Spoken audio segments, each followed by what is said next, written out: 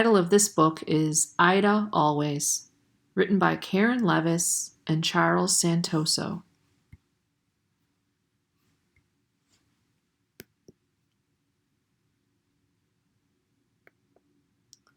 Gus lived in a big park in the middle of an even bigger city. Buildings grew around him and shifted the shape of the sky. Zookeepers poked in and out. Visitors came and went. But every morning when keys clicked and shoes clacked, Gus crawled out of his cave and spent his day with Ida. Ida was right there, always. When Gus tossed the ball to Ida, Ida was there to catch it.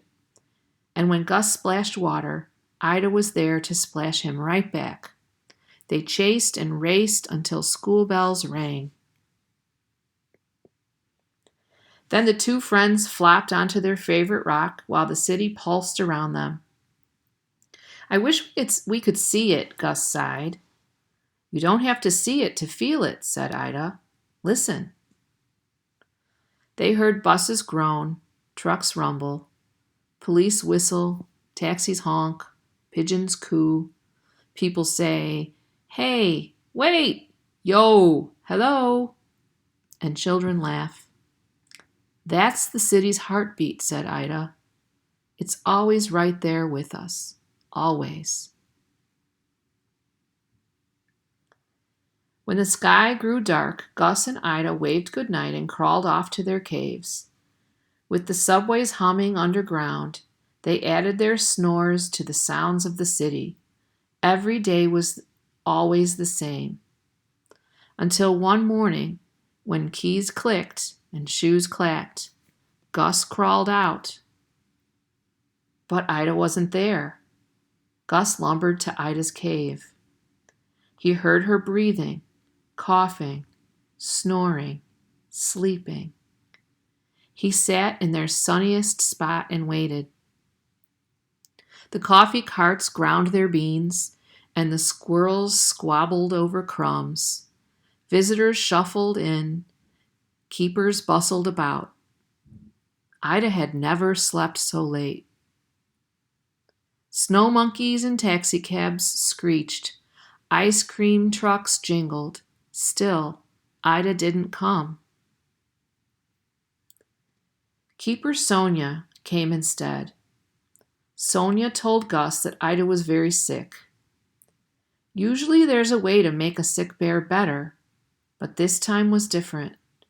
Ida wouldn't hurt, but she would get tired and too weak to swim and play.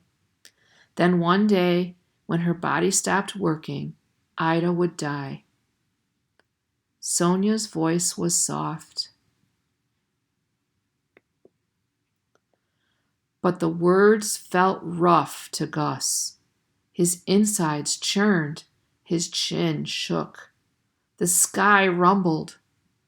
Gus rushed to his friend.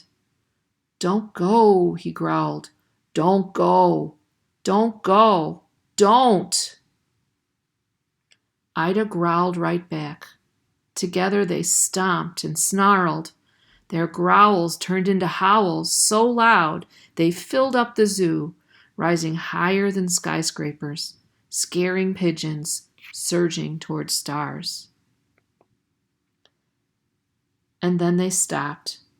Two friends, folded into one shadow and slumped quietly on the rocks. Two bare noses sniffled. Two bare breaths panted. Two bare hearts echoed each other's beat. A plane roared overhead. Gus and Ida wondered where it was going.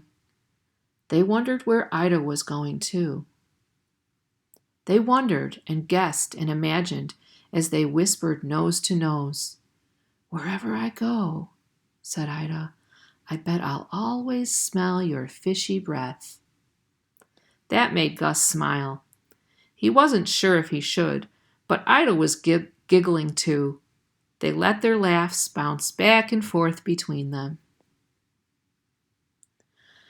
From then on, Ida spent most of her days in her cave. She slept a lot, but she didn't hurt. The keepers took good care of her. And Gus helped. He gathered her favorite toys and fishy treats.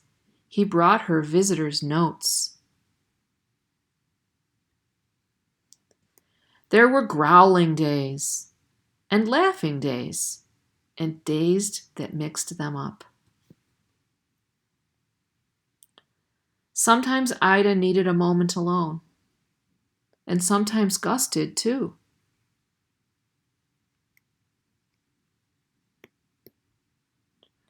But at the end of each day, Gus always told Ida, "I'll miss you." And Ida always told Gus, "I'll miss you too." They would cuddle until the sky grew dark and the lamps of the city clicked on. Then they would wave good night 1,000 times, and then wave a few more.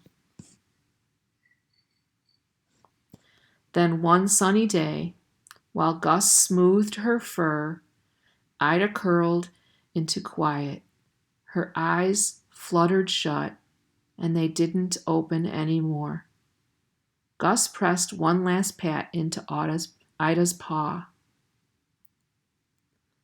The papers shared the news. The city cried. For days, the zoo was filled with goodbyes. Now when keys click and shoes clack, Gus crawls out of his cave, knowing Ida won't be there. He dives and swims alone, and he eats his lunch with Sonia. They roll Ida's favorite yellow ball.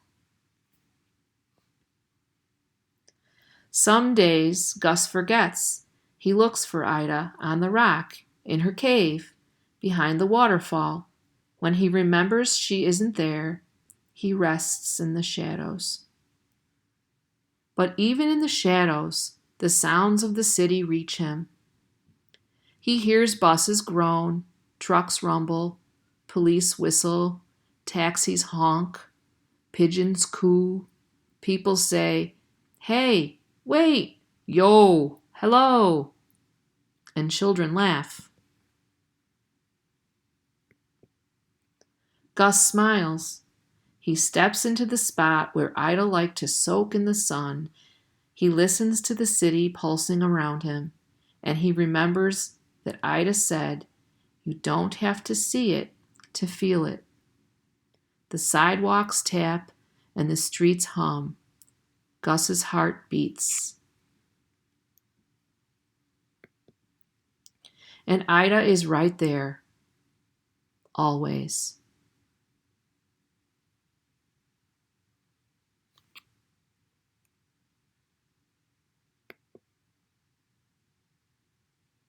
I thought the author's note was interesting on this. Ida Always is a fictional story inspired by the real pair of polar bears, Ida and Gus, who lived together in New York City's Central Park Zoo. The two bears swam, played, and cuddled together for many years.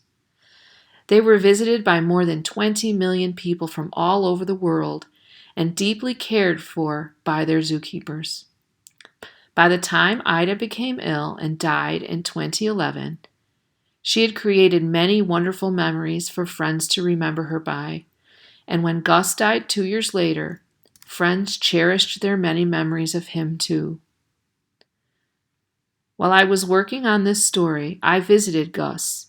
He sat on a large rock surrounded by the city's skyline, with his head tilted toward the sun.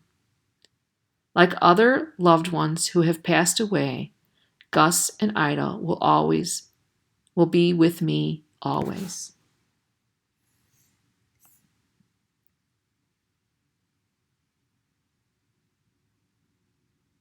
This is the back cover of the book. I am in awe of this wise, endearing, tender, and beautiful, so very beautiful book, which is sure to become a classic of children's literature. The words and pictures meld perfectly to explore the emotional journey of love and loss, breaking your heart and then beginning to mend it. That was written by Judith Forst, who's a famous author.